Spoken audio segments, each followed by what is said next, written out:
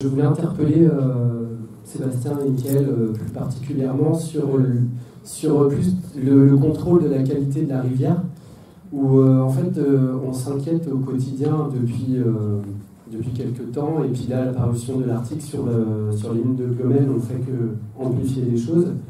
Et ma question était, a-t-on une possibilité de vraiment contrôler la qualité de l'eau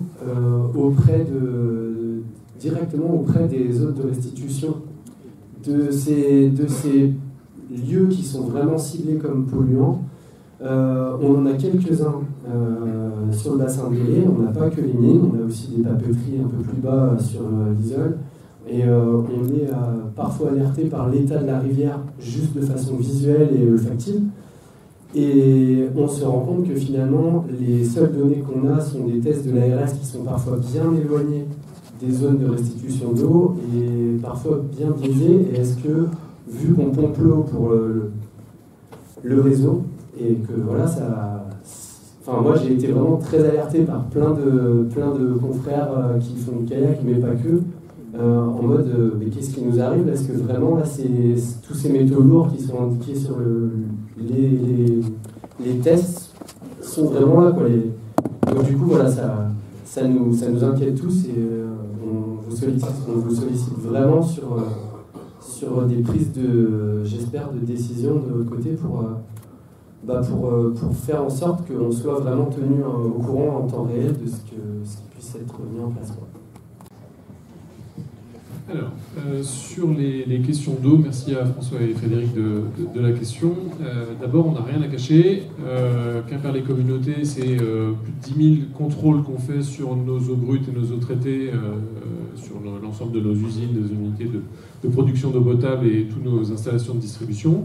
Tout ça est disponible sur les sites qui font bien, dans les mairies si besoin, etc. Donc, s'il y a besoin de faire davantage de pédagogie par rapport à certains usagers de la rivière, il n'y a pas de problème, on le fait.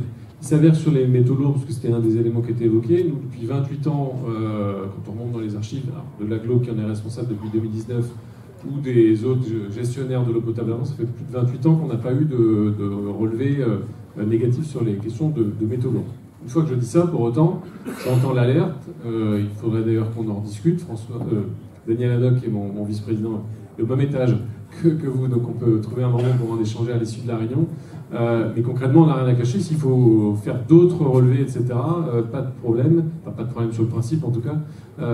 Sur l'information en temps réel, sur le circuit court, pour que l'information vienne plus vite, là aussi, s'il faut qu'on regarde notamment le CKCQ, les pratiquants de la rivière, qui sont eux directement dans l'eau, là aussi à disposition pour essayer de faire mieux encore qu'aujourd'hui sur le sujet. Pour autant, une fois que je dis ça, sur le fond, Mickaël l'évoquait, on sait bien, notamment parce qu'on contrôle des choses, on relève des choses, on va rechercher des choses qu'on ne recherchait pas avant. Donc forcément, on trouve aussi des choses désormais qu'on n'avait pas avant parce qu'on ne les recherchait pas. Donc il y a des nouvelles problématiques qui se lèvent. Le norovirus, par exemple, dans nos estuaires, notamment en lien avec les enjeux de coquillage, c'est quelque chose qu'on ne recherchait pas il y a quelques années. Donc comme on ne le recherchait pas, on ne le trouvait pas par nature. Et donc, voilà, c'est des nouvelles problématiques, c'est des explications qui ne sont pas toujours simples, que ce soit sur la Laïta, sur le Bélon, sur la Veine, pour prendre ces trois exemples-là.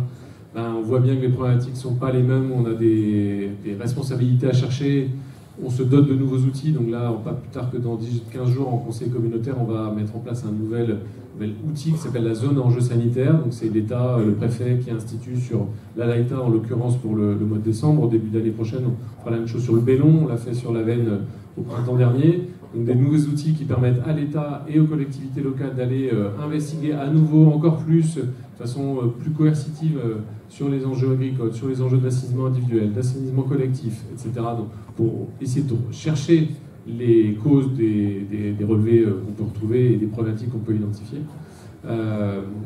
Et donc, c'est l'énergie qu'on met. Et je redis, en toute transparence, on peut rééchanger. Je sais que Daniel passe régulièrement, chaque année, plusieurs heures en réunion avec les représentants des associations environnementales. Et le reproche qu'on peut faire à Daniel parfois, c'est d'être trop détaillé, parce que finalement c'est complexe, mais on a les données, on est prêt à les partager et à les donner en toute transparence.